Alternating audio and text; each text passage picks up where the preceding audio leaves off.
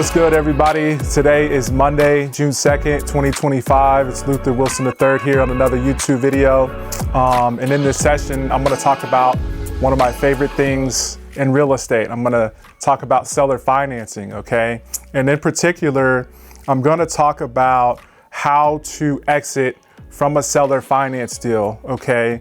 Or the process, like what may happen along the way. Because it's one thing to buy a property creatively, whether it's using existing financing or a wrap or some other creative way, but it's a whole other thing to sell a property on a note or using some type of seller finance transaction, and then going from there, what that might look like, taking it full cycle, okay? So some of y'all know seller financing as an exit strategy is one of my favorite things to do as a real estate professional, as a real estate investor. I've helped a number of real estate practitioners in and around the Kansas City market do that, especially the last few years as the market has changed, okay?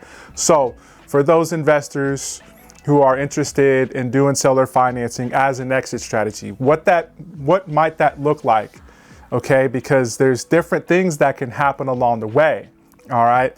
And there is a certain amount of risk that is involved putting these transactions together, handling these transactions, structuring them, okay, negotiating them, facilitating the transaction, and so on. So I've been a part of the process almost every step of the way, pretty much. And so it really depends on how the original agreement was structured, okay? So if you're gonna sell a property and you're gonna, create a home ownership opportunity for someone, there's a number of ways that you can do that. And if you wanna know more, definitely do your own homework, all right? Don't just take my word for it. You could definitely refer back to some of my past videos where I talk about the different ways to do seller finance transactions. But real quick, some of the most common ways that we've been able to do it, some of my colleagues and myself and so forth, is either through a contract for deed,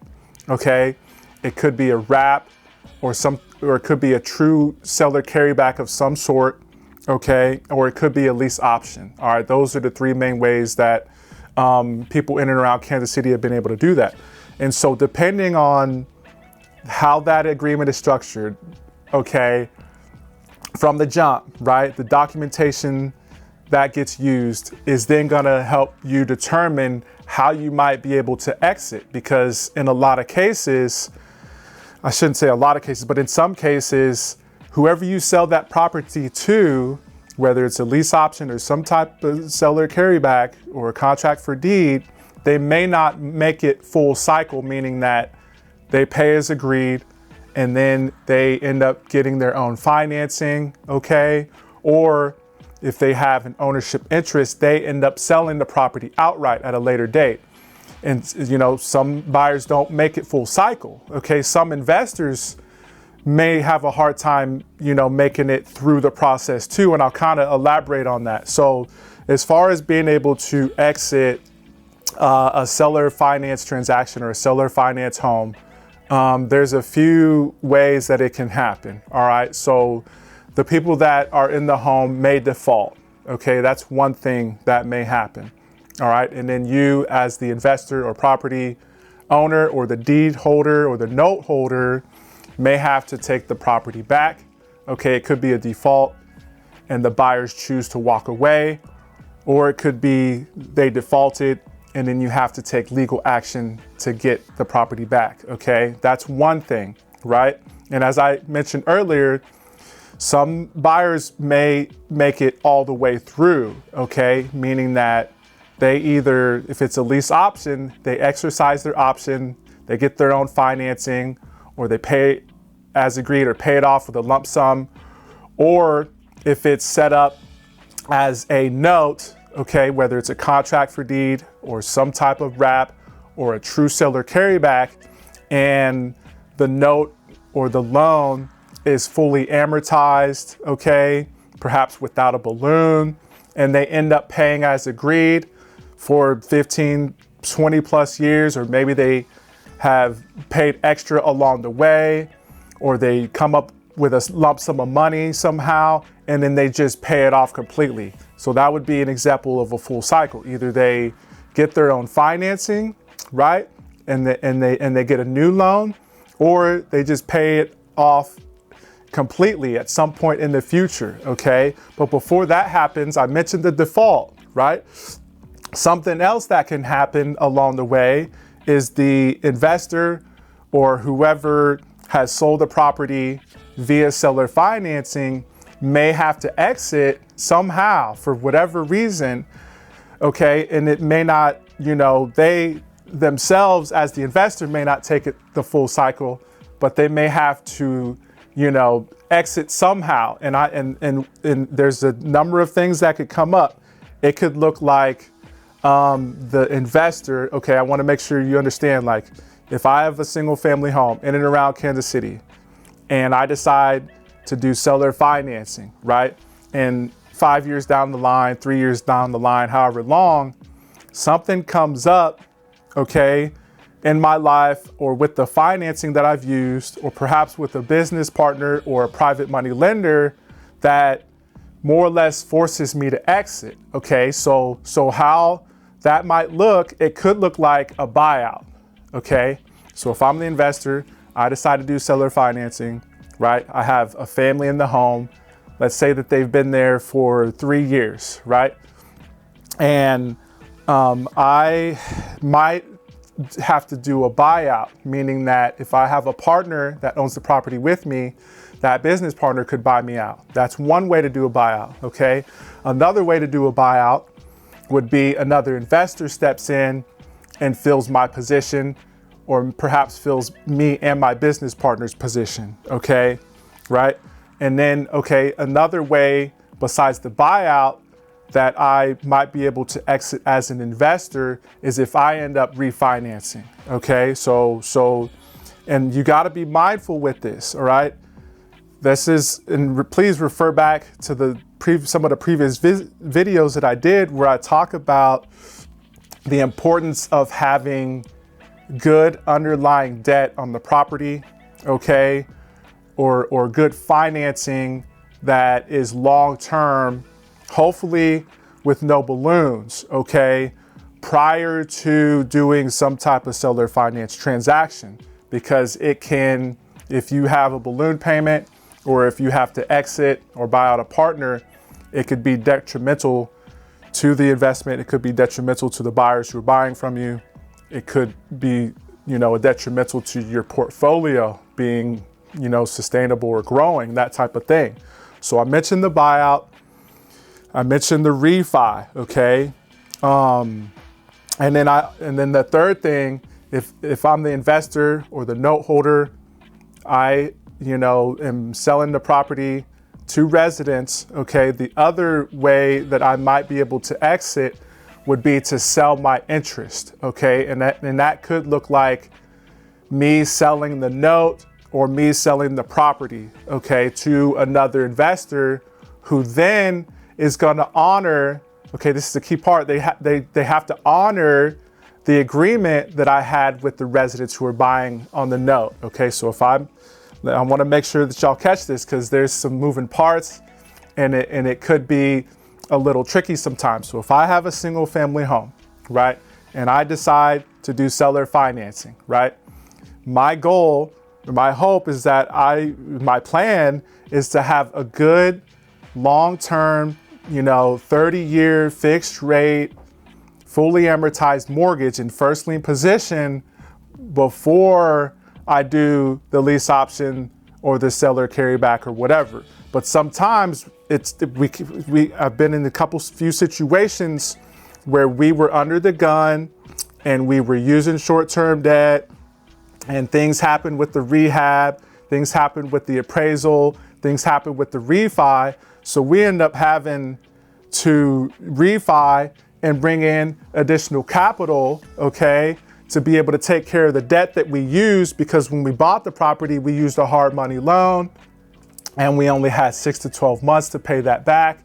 And as I mentioned before, stuff happened with the rehab, stuff happened with the appraisal may not have come back as high, and then getting the refinance done before then, we end up having to bring money to the table to get the refi done. So in actuality, We got a first lien position loan, and we might even have a second lien position loan that might be secured or unsecured. And then we have the seller finance buyer. Okay, I hope y'all are tracking, because I know a lot of investors are going through this, and this is pretty high level. This is advanced stuff, which is why I always encourage y'all to reach out if you need assistance. My mentors have been doing this 30 plus years, and do your own homework, okay, and figure out how to make this thing efficient, because again, there is some risk involved. To me, it's less risk than owning an actual rental if you're going to rent the property out. But a key part of that is the underlying debt. Having clean financing is huge, okay? So depending, and it really, so much of it is reliant on the underlying debt, okay? And then how the seller finance transaction is structured, okay, and handled. And when I say how it's structured, I mean, are you doing a lease option? Are you doing a contract for deed? Are you doing a true seller carryback where you deed the property over to the buyers and then they pay you from there on some type of note? Knowing how it's structured will then help you determine how they can exit or how you might exit beforehand, okay? Because I'm in it right now, and I know a number of investors have been really pleased on the front end with seller financing, depending on how they structure it, because you're able to get a certain amount of money up front, whether it's option money through a lease option or down payment from some type of seller financing. Well, that part is cool, but what may not be so cool and what can be stressful later on down the road and detrimental is if the underlying debt that the investor has isn't clean. Okay, so it's going to be important as part of structuring the seller finance transaction that you disclose, okay, what's going on, okay? And look, you might need more help than just from a mentor or someone on the ground who's doing this thing. It'll probably behoove you too to get some legal advice about how to structure and handle these too, okay? Because if you're doing a lease option, okay, and you give your lease option buyers or residents, let's say, 3 years to get their own financing straight, okay, you're essentially renting the property out and then you're giving them the option. There's two separate agreements. You got the lease agreement and then you have the option agreement, okay? The disclosures on the lease option, because you're simply renting the property out and they have an option, right, is probably going to be different than the disclosures that are going to be needed to use on the agreement if you're doing some type of seller financing, okay? Because it's a different program, it's a different transaction, okay? And it needs to be structured and handled differently, appropriately, based on what you and your residents agreed. Are you with me? I hope you're tracking this thing, because we're still in second quarter, right? We're still in February, March, May, June. Yeah, we're in second quarter 2025, and the market has gone through some significant changes. The regulation around real estate in general, selling it, loaning on it, that sort of thing, has changed quite a bit over the last few years. And so as more investors and more real estate practitioners are thinking outside of the box and being more creative, all that's fine and well, but we gotta be mindful of how we're putting these things together, because at the end of the day, at least how I see it, I'm looking out for the residents, okay? I'm definitely looking out for my business partner and my client and the lender, but I want to really look out for the residents that are in the home to make sure that they are in a position to succeed in the future, because if not, it could come back on me, which could then come back on, you know, my capital investor and the lender and that sort of thing. It could be a mess later on down the road if we're not handling these things carefully and appropriately. So again, you can refer back to some of my past videos, all right? Definitely get advice from your mentor and get legal advice, and do your own homework too to figure out, okay, how are people putting this together, active practitioners, active investors in that state or county or city where you're looking to invest and operate, and dig in and figure out, okay, you decided that you like the idea of seller financing. You like the idea of having more cash flow and higher returns without the, usual maintenance and tenant situations and headaches and that sort of thing. But again, there's still risk to this thing, and things need to be set up a certain way so that not just your residents and the people who you are giving this home ownership opportunity to are set up to succeed, but whoever's involved as an owner or a borrower, a partner or a lender is set up in a certain way so that things flow smoothly. Okay, so just to reiterate, exiting from a seller finance transaction, it could happen a number of different ways, okay?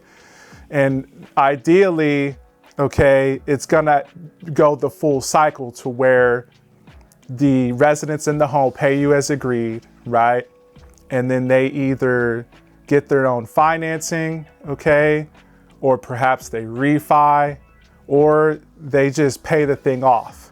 Ideally, that's a win all the way down the road, all along the way rather. It's a win. That would be a full cycle. But before it gets to that point, the residents could default. You may have to take legal actions. You may have to offer cash for keys or negotiate with the residents to get the property back. However that looks, if there's a default situation, which in a way I guess may or may not be considered an exit, but you may have to start fresh again or do something else with the property after you get it back. Okay, that's another way that you may exit besides the full cycle, as I mentioned before. I mentioned the default situation, okay? And then as the investor or the note holder or the person who's selling the property via seller financing, you may have to exit by either selling the note, okay, or selling the property, okay? You as the investor may be able to refinance a number of different ways, okay? And then I also mentioned the buyout, where you can have, if you have a partner, they could step in and buy you out, or you could have another investor buy you and or your partner out. So I hope this makes sense. Again, do your own homework, do some research, feel free to reach out, okay? So part of my specialty, part of my niche here in the Kansas City market as a real estate practitioner, I've been helping investors do this for over a decade now. And I've been doing it with my own investments. I've been able to grow my portfolio this way too. So negotiating, structuring, facilitating the transaction, getting them closed, and then handling them is all critical. And again, the underlying debt is huge, okay? And then from there, structuring things and handling things accordingly to what was agreed upon, as part of the seller finance agreement is key to determining how you can exit or be bought out or, buy someone out, refi, or hopefully the residents go the full cycle. So that's it. Again, it's Luther Wilson III, Upside Property Services. I appreciate y'all tuning in. Have a blessed day. Peace.